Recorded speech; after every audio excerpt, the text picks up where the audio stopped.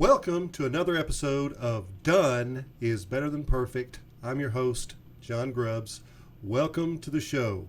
Now, before we get into our topic, I've got an interesting story that I'm going to share with you that I think it'll set the tone for today's video. So the title of this story is A Group of Frogs. A group of frogs were traveling through the forest when two of them fell deep into a pit. When the other frogs saw how deep the pit was, they told the two frogs that there was no hope left for them. However, the two frogs ignored their comrades and proceeded to try to jump out of the pit. However, despite their efforts, the group of frogs at the top were still saying that they should just give up, that they would never make it out of the pit. Eventually, one of the frogs took heed of what the others were saying, and he gave up, jumping even deeper to his death. The other frog continued to jump as hard as he could. Once again, the group of frogs yelled at him to stop and just give up, stop the pain, just die. He ignored them and jumped even harder and finally made it out. When he got out, the other frog said, "Did you not hear us?" The frog explained to them that he was deaf and that he thought they were encouraging him the entire time. So what's the moral of the story? People's words can have a devastating effect on others in our lives. Therefore, you should think about what you're going to say before it comes out of your mouth. It might just be the difference between life and death. So, for our topic, how to improve attendance at work. Let's start with sports. There's something special about the challenge young people have when they want to make a team. And healthy competition ignites a desire in us to perform. And these people can be motivated with just the opportunity to be a part of something that they think is special or something that is larger than they are. Drive, a book written by Daniel Pink, says the source and the desire to achieve is remarkable when it's intrinsic motivation. In other words, when the motivation comes from the inside. Imagine the potential of an organization if they could just replicate this source of motivation on the job. What would happen to key organizational metrics like attendance and productivity if people brought self-motivation to work? Now, let's go back to high school sports. I think high school sports may hold the key to attracting, retaining, and motivating the best of this generation that we call millennials. This generation of Americans has been labeled lazy and unproductive in the workplace. And just like with the little frogs, if we listen to what people are saying, we may just give up and die like the first frog. But can you believe that millennials will make up 75% of our workforce by the year 2020? Yes, that's 3 out of 4 people in our workforce will be a millennial in 5 years. Now, let's talk about the problem. Are the older managers in the workplace the real problem? They cannot seem to tap the potential offered by this smart generation of workers, this new generation of thinkers that we're seeing enter the workplace. This generation disconnects from probably the perception of work. If you look at the way a millennial thinks about work and you look at the way a boomer thinks about work, there are contrasts in those views. Previous generations were motivated by the need to get a good job. Their parents lived through the Great Depression. And at one time in this country, companies made a promise of lifetime employment.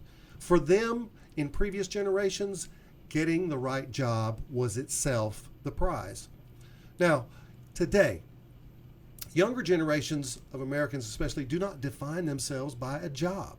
Jobs are important, but it's not who they are. Social media has made the who they work with much more important than the what they do.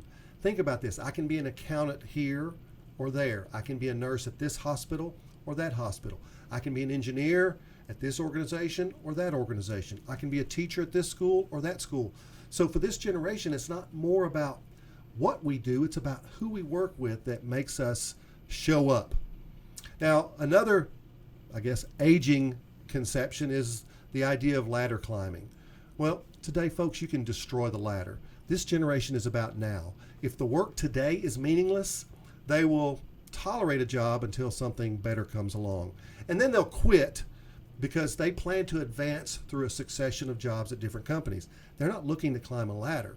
So if you think about it in terms of the ladder and now the lily pad, imagine a frog jumping from one lily pad to another. Each lily pad represents a series of jobs to find the one that has meaning or purpose.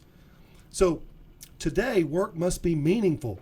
In the past, companies actually made the work meaningless. Imagine the shift change at a normal factory. Face after face after face of people in line to clock in and out of a job. Do they look happy? Think Oompa Loompas from Charlie and the Chocolate Factory. Or do we really try to challenge them? If we don't challenge our people, they're going to get bored. And if they get bored, why'd you quit the job? Well, the job was boring. Engaged and challenged workers show up.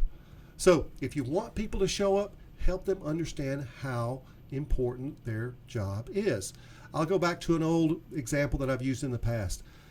Buc-ee's gas stations are blowing up in the state of Texas. They've become almost like a tourist stop.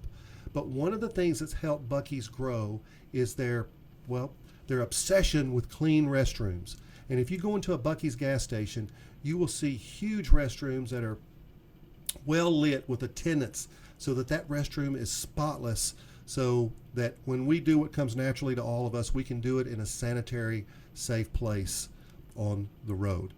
Think about letting those employees that take care of their restroom understand how important their job is in the scheme of growing that business. Now, if you want people to stay, you have to teach and challenge them. If they're learning, they're engaged. Make sure the learning challenges them. Make sure the learning pushes them outside of their comfort zone. Think Seven Dwarfs instead. The Seven Dwarfs sang happy songs on the way to work. Oompa Loompas sang sad songs as they work. So if work is filled with the wrong people, nobody wants to be there with negative people. Choose your people wisely. Fire bad attitudes. Think about the challenge that we face when it comes to leadership. If we have toxic bad attitudes in the workplace, whose fault is it? It's ours as leaders. We control the thoughtmosphere in our companies. So let me say that again. We control the thoughtmosphere in our companies. Negativity will naturally fill the narrative void. So we must think about marketing to our employees first. A constant marketing campaign to all employees that says happiness, that says positivity, that says they're important, that shares the work's meaning, and of course that shows that there's a purpose for the work. So where do you start? I believe organizations have done a fair job in some cases of using their website as the first and lasting impression for their employees. If you go to your company's website, do you see smiling faces? Do you see meaningful purpose? Do you see the idea that people are important here? Say it there, then back it up in the workplace. Say, we are special here. We don't just hire anyone. We hire for attitude first, train for skill second. We can train you, but we cannot control your attitude. Frontline supervisors' attitudes are contagious. Do you really want to improve attendance? Look in the mirror. What attitude do you show up with daily? Leaders are going on stage every single day. When your foot touches the gravel in the parking lot of your business, you're going on stage. You have to decide, what attitude am I showing up with? Because how you show up matters each and every day. So I want to know your thoughts. Make a comment. Let me know what you think. Share this video. Ring the bell if you want to get notified for future shows. Together, we can make the world a better place, one video at a time. And always remember that done is better than perfect. I'll see you next time.